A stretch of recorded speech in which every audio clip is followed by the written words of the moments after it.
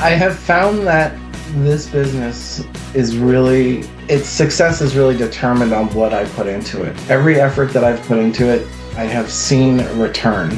That was Fibrenew franchisee RJ Hogan summarizing his first full year as a Fibrenew franchise owner in Long Island, New York. At the time of this recording, RJ had just finished his first full year in operations. In this podcast conversation, he describes what that first year was like, what he learned, how he's been building his business, as well as the positive impact on his family and household after making the switch into business ownership. My name is Jesse Johnstone. Thank you very much for being here with us, and we hope you enjoy listening to RJ's story. To get the conversation started, we're going to hear what RJ was doing before he started his Fibrenew franchise. So I was in the home automation and audio video business for 23 years. I started as a technician's helper and worked my way up to project management. By the end of my career, I was running roughly 3 to 4 crews of 2 guys each, probably close to $16 to $20 million a year. It was a very demanding workload. My clientele was specifically out in the Hamptons, which is a very high-end luxury area, and the clients were also very, very, very demanding. Yeah, we're not talking 14-inch television installs here. We're talking about the stuff out of movies, I'm sure. Dedicated theater rooms. Being able to control any aspect of your house, lighting, air conditioning, shading, music, pool control. From anywhere in the world, essentially. Wow. Which was a benefit to those people because a lot of them, that was their second or third home. I've asked you before, and I know you've sworn to secrecy and probably an NDA, but you've probably been in some pretty famous people's homes, I imagine. I have. Yeah, yeah, I have. So that all sounds exciting and great, and I'm sure challenging and unique and whatnot. But something prompted a change for you. So I want to pick your brain on that one. What led up to the decision for you and your wife, Lisa, to say, we want to do something different?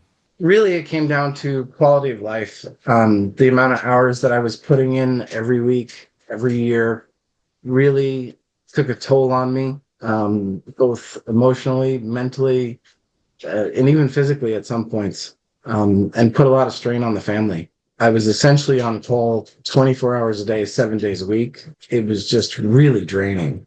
It was the time commitment and the energy that was always exerted into it, especially in the summertime, which is the big season out here. Yeah. Where I couldn't go on family vacations during the summer.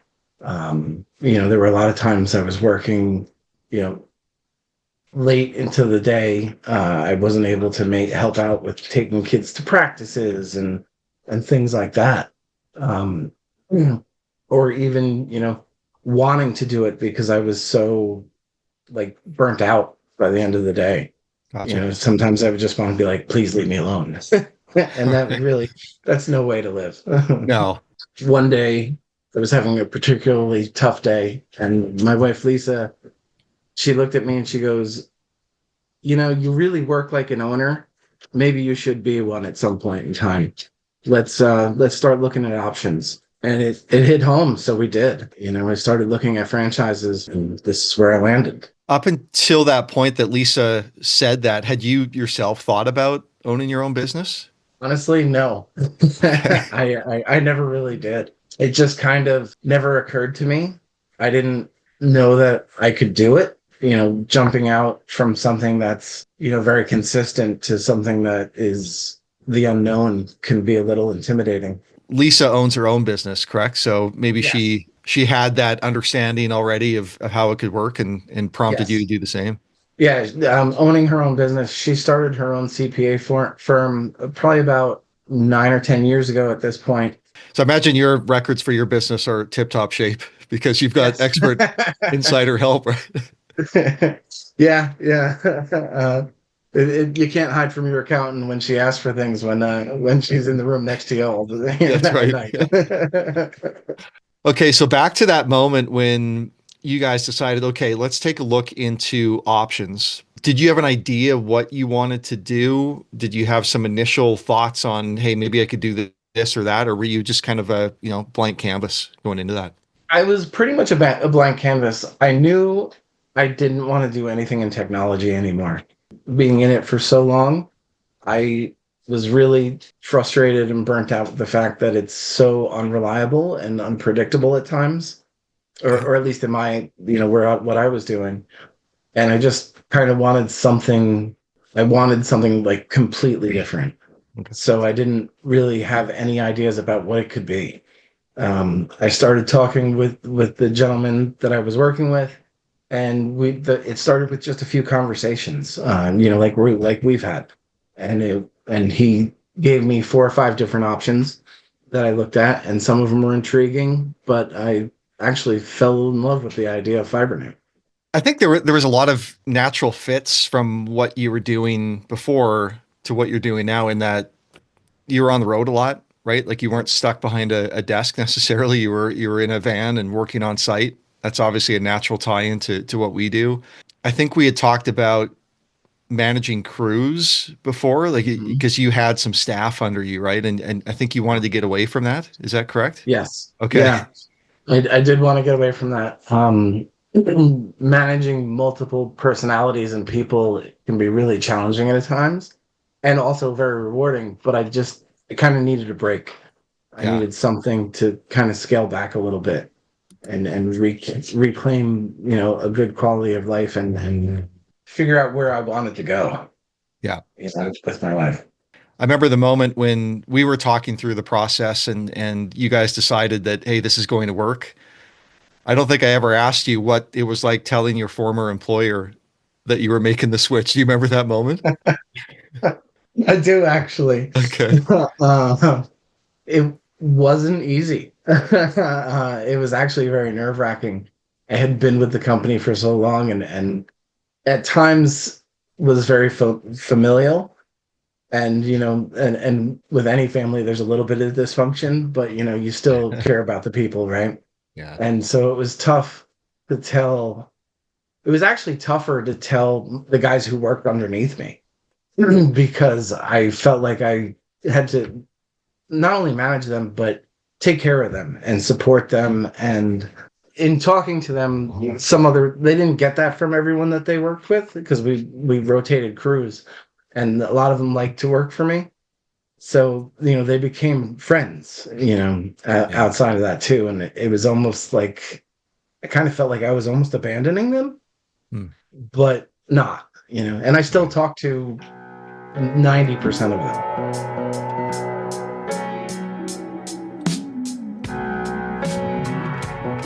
Going back just over a year ago and you coming on board with Fibrenew, you went through training. You flew to Calgary, did the in-person training.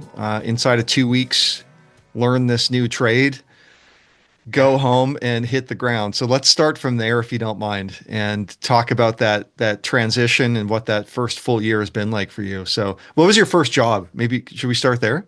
Training was awesome, and I enjoyed it very much, and it was really eye opening of what can be done. Right, I really had no idea where to start when I got home, and when I got off the plane and got home, it was right before Christmas, so I was like still setting things up, but I had a goal in mind to like January 2nd hit the road. But my first job was actually for my best friend. He has a late '90s Ram pickup truck that he loves, and the dashboard was delaminating, and just all sorts of scratches and stuff in it, mostly superficial, so it wasn't too much to get into right off the bat. But I was like, all right, you know what? No better way than to try it out on him. Let's see if I can really do this in the real world, not just in a controlled environment, right? And so he brought his truck over to my house, and I went to work on it, and it came out great. He was thrilled, and I was like, I could do this. Good confidence boost right off the Yeah, hop, right? Yeah. Yeah. right, Yeah. yeah, yeah. Yeah. And then what was January 3rd and 4th and 5th like? Where did you go from there? I didn't have anything else lined up, so I really just hit the road and started doing sales calls and introducing myself to local businesses. I had made the determination that I wanted to base my business on relationships with other businesses that could provide repeat customers as opposed to one-offs. So being on Long Island, we have a million marinas, and I have a lot in my territory, and I'm a boater. And that's actually one of the reasons I initially was drawn to Fibrenew, was because I knew what kind of like abuse boats take and how much potential there is. And asking some of my people that I knew, no one fixes it around here. Everyone was just replacing. I was like, you know what? This is where I want to start. I knew the lingo and I knew some of the people, and boaters are a real tight community. So I was confident walking into these places and being like, oh, I know so and so over at this marina, and hey, by the way, this is what I do. Maybe I can help you with your clients. We could go from there. It took a couple weeks of stopping by, but I was able to foster relationships with a bunch of marinas in the area that have multiple locations with some of them. And I do a lot of work for them on a regular basis now. And they've become friends, a lot of them. So it's nice, It's interesting because I went to the New York Boat Show yesterday, and I was walking around and a bunch of my dealers were there. And every time I'd walk into a booth, they'd be like, RJ. I was like, wow, it was a really cool feeling from like the first time I went last year when I didn't know anybody. And it was just, hey, this is who I am. This is what I do. To now it's like, oh, you got to meet this guy. This is, RJ does this and he can do this for you. And it was pretty cool. You become part of the crew, essentially, is what it sounds like. Part of that community. Mm-hmm. Yeah. As Tad likes to say, I've got a bunch of guys who run service departments that say, hey, I know a guy. Yeah. That's you now. That you're the guy. Yeah. I'm their guy. Cool. Yeah. Thinking it probably doesn't stop at boats, because boat owners own vehicles and furniture and all that too. So does it turn into reciprocal work that way? It does. Yeah, absolutely does. And I drive my truck, especially like when I'm going out on my own boat, and park it at my marina, when I'm out doing whatever I'm doing. But I've actually gotten a handful of jobs that way too. Within my marina, not working on their boats, but on furniture and cars for other people who are in the marina. But yeah, it has. I have done, boats and then cars for people, things like that. And the other way around. Try and bring up whenever I'm working on cars and furniture, and they're like, what else do you do? And I'm like, oh, I do boats, cars, vinyl siding, flooring, whatever you have, Yeah. I'll do it. That's great. You and I talked the other day, and you were at a car dealership doing a walkthrough of their lot. So you're doing some of that as well, it sounds like? I am. I have a handful of dealerships that I do work with regularly. This was a newer one that I just set up. It was a Dodge dealership in my territory, and I got in with the used car manager. And so I went and walked a lot with him the other day. In fact, I have to go back Monday and do a bunch of repairs for him on some used vehicles that he has. And then after this podcast recording, you're going to a residence to work on some dining room chairs, right? Yeah. If you want to call it a dining room, it's more like a banquet hall. Okay. I with my previous experience, I knew a lot of caretakers, because I was saying that it's usually not their primary residence out in the East here. A lot of these people have caretakers who manage the property in the house, when they're not there. And so I met this one caretaker that I had known previously, and he took me to his client's house, and they have a dining room with 25 chairs that are all leather and are all sorts of dirty and beat up and things like that. And so he gave me one to do as a test for them, because they are very particular, the client. And they're also involved in a company that does high-end leather apparel and bags. Let's just put it that way. Okay. So they know what leather is supposed to look and feel like. There was no pressure.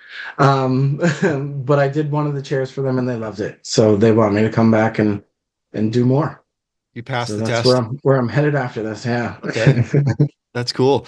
I did want to ask about some of the high-end houses that you were in before, and if you're going back to those places. It sounds like to a certain degree you are. There's still that tie-in, isn't there, with what you're doing now? Yeah, I've actually been to several houses that were clients of mine previously, which is a little surreal. little deja vu. Walking in there again. Yeah. And then sometimes they'll ask me technology questions, and I'm like, no, that's not why I'm here anymore.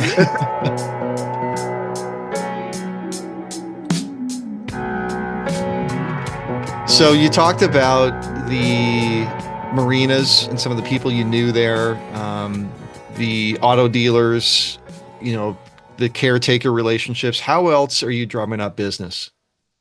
So I've decided this year I want to make a push into restaurants. That was a market that I haven't tapped into yet here. So I'm actively marketing with restaurants and introducing myself to them. I've got a lot of good potential leads. And another industry is medical. I actually just signed a contract with a company called SiteMD, which is kind of like a conglomeration of different optical partners. Okay. And I'm doing one of the offices in my territory next month, actually. Okay. And hopefully that'll parlay itself into more of them. Do you find that comes natural to you, meaning the business generation and spreading the word? I do, actually. Okay. One of my favorite aspects of my previous employment was dealing with people. I like talking to people. I like meeting new people. And so going into these places that I've never been before and just introducing myself and striking up a conversation comes pretty naturally to me. And I feel very fortunate for that. And it's a great skill, but it's still exciting. All right. You know, it's like you still get those butterflies every time you're walking in a new door. You don't Okay. know what you're walking into. I try to just be positive and just, you know, go in with a smile and things like that and just try and be, you know, myself. And that usually helps, you know, because, you know, especially like in car dealerships where service departments, you know, they're there to fix people's problems. And most of the time, those people aren't happy. Right. So I like to go Right. in with a smile and be like, hey, let me help you fix your problems. I think you said the key word there. Let me help you. You're not selling anything, are you? You're there to help No. them. Yeah. I try and phrase it that way. Yeah. Yeah. Yeah. And I you probably try and go phrase in with that in your head too, right? That I'm here to help. I probably do, right? But it's kind of just ingrained in me at this point in time. Yeah. You know, I don't ever have a formulated sales pitch. You know, when I go into places, I really just like to tell people what I do and how I can help them and things like that and just introduce myself. I've always known you to be a pretty smiley guy too. So you probably just walk in with a big smile and the conversation starts from there, right? It's that simple. Yeah, Yeah. that's it. That's it. But don't ask my kids that question, right? At 6 p.m. Yeah, I'm the guy who says no to everything with Yeah, them. right. Let's actually go back to the kids in the family now a little bit and again talk about that after effect of you in this new business that you're running. You're not on call 24/7 anymore. What are some of the effects inside the household? It's been awesome. To I don't have any other word to describe it. I got to do things last year that I've never been able to do before. Okay. Like what? I got to chaperone one of my son's field trips to go see Harry Potter and the Cursed Child on Broadway. You Wow. know, on a Wednesday. You know, it was like, oh, I could just go. And, That wasn't even a remote possibility before, was it? no, not Yeah. at all. Okay. For the first time in my life, I took off the week of 4th of July and went on vacation with my family to Florida. And it was like, oh, this is what you guys do when I was, you know, going crazy. Would they go without you before? Oh, yeah, Oh, okay. absolutely. Oh, Absolutely. wow. Okay. But, you know, things like that, making sure I can be at every sporting event, every, you know, helping out with practices, getting kids there. I coach my son's basketball team with Right. another friend whose son is on the team, and I'm able to actually commit the time and not have to worry about am I going to be able to make it, or you know, and not have to find that kind of coverage. Okay. So it's been really great that way, and it has definitely helped within our family relationship because it's allowed for, you know, more interaction Love to hear and that. more one-on-one time. Have the kids taken an interest in the business? Yes and no. They like some aspects of it. My son, not so much. My daughter's very artistic, so she's always like, "Hey, let me use your pache," and I'm like, "Not a chance. I need that." I've actually taken her on some jobs and made her like my little assistant, running back and forth, and so she's been kind of into it. It's kind of cool. You're thinking summer jobs down the road here, probably, right? 100%. I mean, they're seeing both their mom and their dad now in this entrepreneurial light, and that has a positive spin on it too, doesn't it? Yeah. So Lisa and I both have a really strong work ethic, and I would like to think that it's being imparted upon our children just kind of by watching. They're pretty self-sufficient, even being younger.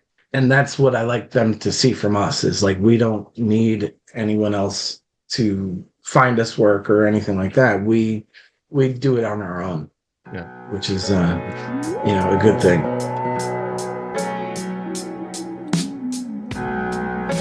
RJ, in closing, any last words or ideas or anything we didn't cover in this conversation you'd want to comment on?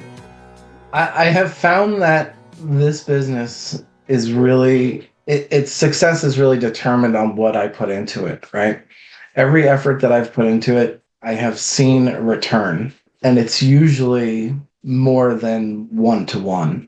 So it's usually, multiples of that effort put in is what I get out of it, which has been very cool. And it's nice to see that all the hard work I put into it benefits me and my family, not just a company that I work for. And really, like, the new relationships I've formed with some of the people that I, have partnered with, whether it's at the marinas or car dealerships, I find that with a lot of them, they've become my new work friends, right? I'll stop by just to say hi, not even looking for work. And if I'm in the area and we'll talk about our kids and the vacation that they just went on, and which is actually a good business practice too, right? Because you're still interacting and you're not soliciting, but you're taking an interest in those people. And that's really all I found, that everybody just likes that kind of interaction, and it fosters that good relationship, and it typically leads to business. The thing I like about that, RJ, is it shows that you care. And when you care about other people, they care about you. Well, way to go on your first full year of operation as a Fibrenew franchise. We think you're doing a lot of really good things, and happy to hear about all the positive changes in the household, and everything you're building towards is just fantastic. So keep going. We love to watch it. Yeah, thank you. Yeah, me too. It's been a fun ride. Thank you again to RJ for taking time to have this conversation together. We hope you enjoyed listening to his story and insights. If you're interested in hearing more podcasts with Fibrenew franchisees, please subscribe to the Fibrenew Exchange on Apple, Spotify, Audible, YouTube, or wherever you get your podcasts. Each month, we hold live webinars with Fibrenew franchisees where we discuss all things Fibrenew franchising, from the work we do, our products, training, support, marketing, technology systems, and a whole lot more. To register your free spot for that, hop over to fibrenew.com/FOF, and we look forward to seeing you there. Until next time, take good care. Cheers.